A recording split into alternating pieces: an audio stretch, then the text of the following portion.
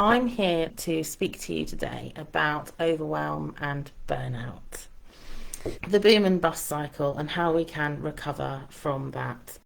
As parents, it's so challenging when we're responsible for our own emotional regulation and the emotional regulation of our children. I used to be a primary school teacher, so I used to help support the emotional regulation of 32 children at the same time in a class, which you can imagine was.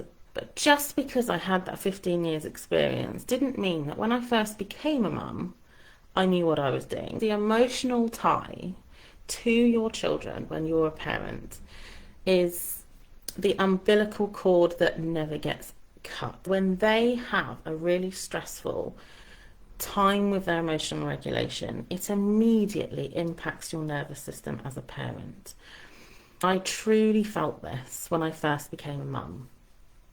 And sadly, when I first had my son, who's now 9, I lost my mum to cancer at the same time.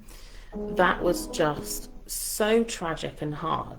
And I was learning how to become a mum whilst not having her around me. No longer did I feel that the school system was teaching this and that it's important. So I left my career as a teacher. I helped myself with my own grief and trauma through losing my mum and other things that was happening in my life. And I wrapped myself and my son in a little protective cocoon, which was a reaction to being in a complete burnout, overwhelmed and traumatic state.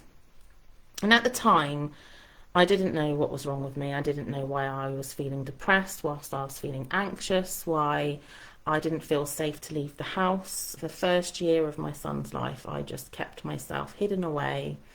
If anybody's listening to this and you resonate, I completely understand what that can feel like. And dealing with that can feel very lonely.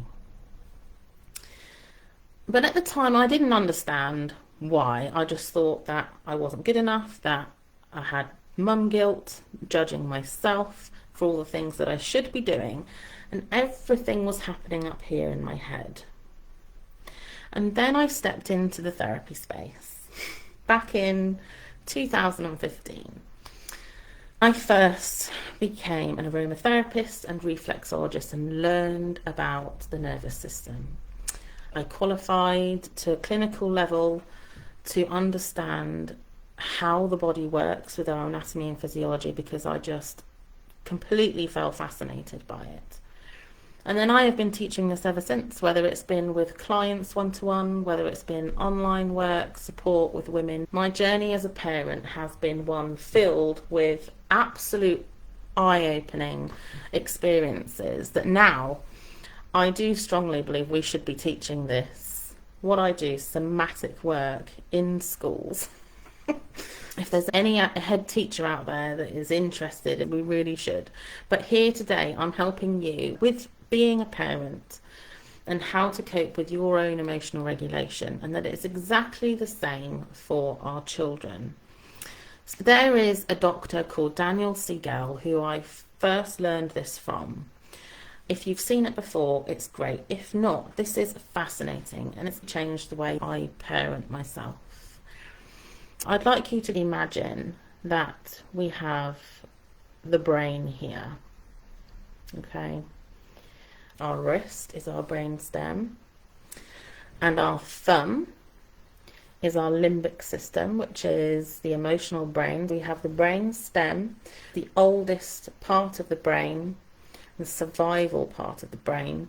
Then we have our limbic system, emotional brain here, and our fingers are the prefrontal cortex. That is the area where we have our logic and our reasoning. And my son right now, my other son, Theo, he's 3. At the moment, he has not much time for logic and reasoning and is constantly in an offline state. This is what happens when we're in an offline state. Feeling emotionally dysregulated. No longer can we be logical, no longer can we have reasoning. We are completely offline. We have flipped the lid. Whether you're a child or a parent, we all have the same nervous system design. We all respond the same way. How can we help somebody with their emotional regulation or our own emotional regulation in the moment when we're offline? And that is not mindset work. It is not the journaling. It is not trying to change our limiting beliefs and change our thought patterns, because our body is the engine. And our thoughts are like your foot pushing the gas.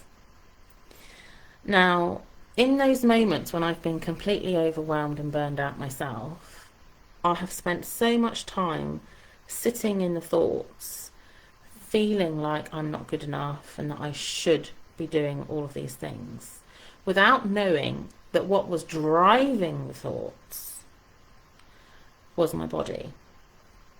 When women specifically in my business come together and co-regulate in our reset room, every month they're free to attend. You are welcome to come and attend those. Every month we co-regulate together. There is a time and a space for mindset work, but you can only do the mindset work once your body feels safe. And it's the same as a child or a parent. When you are feeling like this, it is not the time for you to be doing any kind of conversations, any kind of logic, any kind of reasoning. They cannot absorb it, and it's just a waste of time. Now imagine in parenting, let's say we have a parent who's feeling really chilled, relaxed, in a very nice balanced space, and then we have a child like this.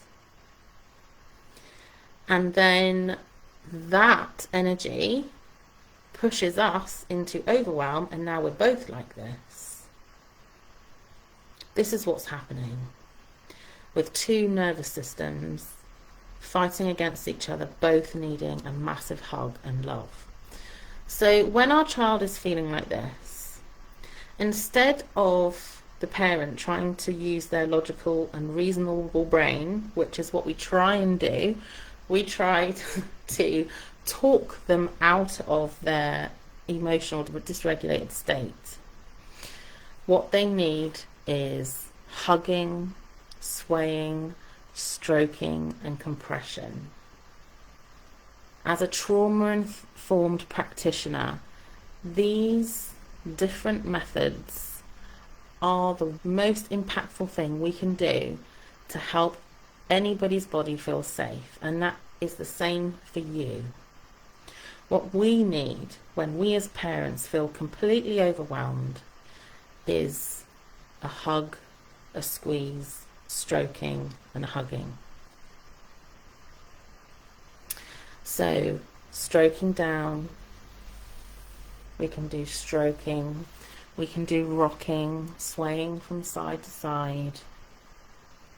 We can do compression, which is squeezing all of our big muscles. I was going to do a live session with you, but because I couldn't go live on time, I'm not going to do that. You are welcome to grab my reset freebie and come to my reset sessions at any time. They are free. We do this together.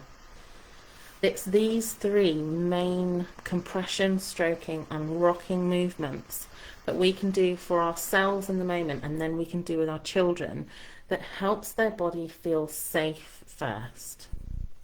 Once their body feels safer and our body feels safer, we can go back to logic and reasoning and talk about what happened later. Now, as a parent, sometimes we only get a few minutes. These somatic, emotionally regulated exercises you can do in the toilet for 5 minutes. That is enough time for you to reset, empty that cup of overwhelm on a daily basis whenever you need the 5 minutes to have that reset for yourself, and then go back into your role as a parent. So I hope that's really helped you. It's short, it's quick, but I hope something landed for you and has made you realise how your body is actually in charge in those heightened moments, and what we can do to have a reset, give ourselves 5 minutes, work with our body to help us get back to being online, and then we can handle anything. So if you feel like you're living in a boom and bust situation, a repetitive loop of continually feeling stressed, we're not having enough reset moments in our life. So try some of that for 5 minutes and see how you feel afterwards. So feel free to get my free reset guide as well. Have a lovely day. Take care.